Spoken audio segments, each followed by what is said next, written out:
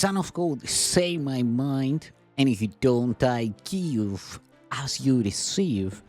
And your release is Satan. This is the part 99 in the series Christ's Forgiveness, How to Manifest Immortality Season 2. And today's teaching is Error. And they go. The abilities you now possess are only shadows of your real strength. All of your present functions are divided and open to question and to doubt. This is because you are not certain how you will use them and are therefore incapable of knowledge. You are also incapable of knowledge because you can still perceive lovelessly. Perception did not exist until the separation introduced degrees, aspects, and intervals. Spirit has no levels, and all the conflict arises from the concept of levels. Only the levels of Trinity, of the Trinity, are capable of unity. The levels created by the separation cannot but conflict. This is because they are meaningless to each other. Consciousness, the level of perception, was the first split introduced into the mind after the separation, making the mind a perceiver rather than a creator. Consciousness is correctly identified as the domain of the ego. The ego is a wrong-minded attempt to perceive yourself as you wish to be, rather than as you are. Yet, you can know yourself only as you are, because that is all you can be sure of. Everything else is open to question. The ego is the questioning aspect of the post-separation self, which was made rather than created. It is capable of asking questions, but not of perceiving meaningful answers, because these would involve knowledge and cannot be perceived. The mind is therefore confused, because only one-mindedness can be without confusion. A separated or divided mind must be confused. It is necessarily uncertain about what it is. It has to be in conflict because it is out of accord with itself. This makes its aspects strangers to each other, and this is the essence of the fear-prone condition in which attack is always possible.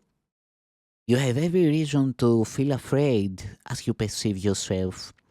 This is why you cannot escape from fear until you realize that you did not and could not create yourself. You can never make your misperceptions true, and your creation is beyond your own error.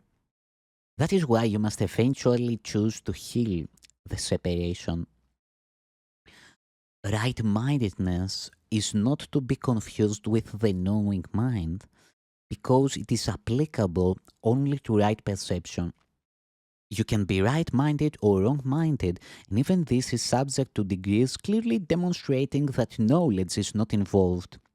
The term right-mindedness is properly used as the correction for wrong-mindedness and applies to the state of mind that induces accurate perception.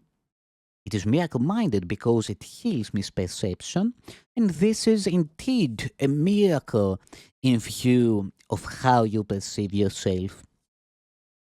Perception always involves some misuse of mind because it brings the mind into areas of uncertainty. The mind is very active. When it chooses to be separated, it chooses to perceive. Until then, it wills only to know. Afterwards, it can only choose ambiguously, and the only way out of ambiguity is clear perception. The mind returns to its proper function only when it wills to know. This places it in the service of spirit where perception is changed. The mind chooses to divide itself when it chooses to make its own levels, but it could not entirely separate from itself. It could not entirely separate itself from spirit because it is from spirit that it derives its whole power to make or create. Even in miscreation, the mind is affirming its source, or it would merely cease to be.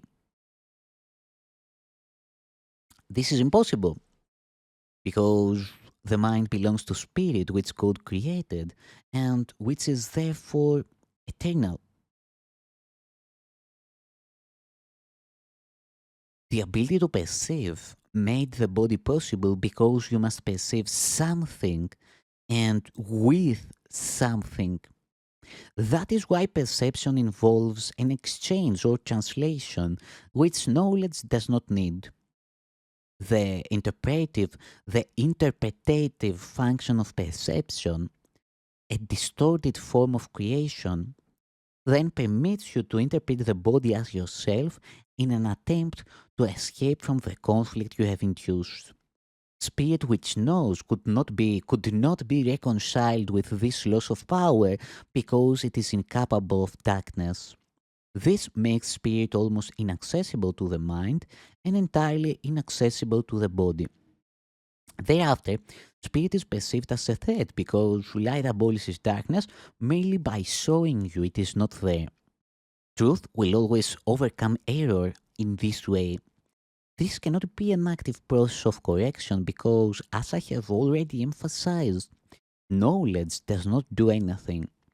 It can be perceived as an attacker, but it cannot attack. What you perceive as its attack is your own vague recognition that knowledge can always be remembered, never having been destroyed. God and His creations remain in surety, and therefore know that no miscreation exists. Truth cannot deal with errors that you own.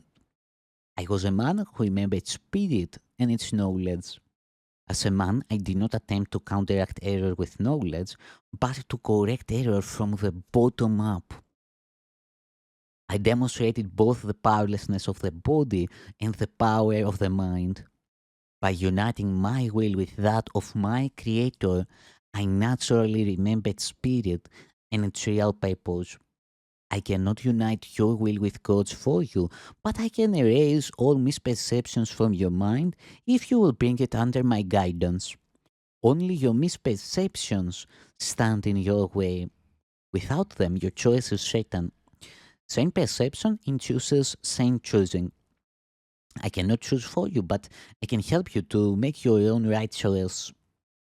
Many are called, but few are chosen, should be.